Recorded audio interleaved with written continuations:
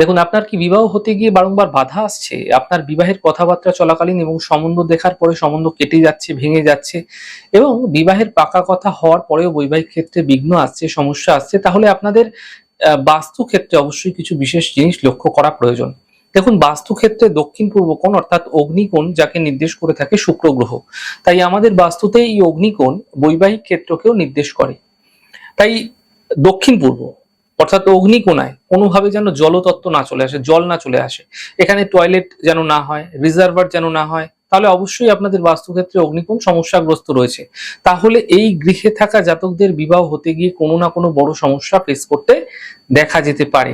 এই সমস্যা থেকে বাঁচার জন্য একটি তামার কন্টেনারে, একটু বড় কন্টেনার নেবেন, তার মধ্যে রক সল্ট আপনারা রেখে দিন এবং এই রক সল্ট পরিবর্তন করতে পারেন, 2 মাস 4 মাস ছাড়া ছাড়া পরিবর্তন করতে পারেন। যদি প্রতিনিয়ত এমনটি চেঞ্জ করছেন এবং রক সল্ট রাখছেন, তাহলে অবশ্যই কিছু শুভ ফল বৈবাহিক জীবনে আপনারা আসতে দেখতে পাবেন।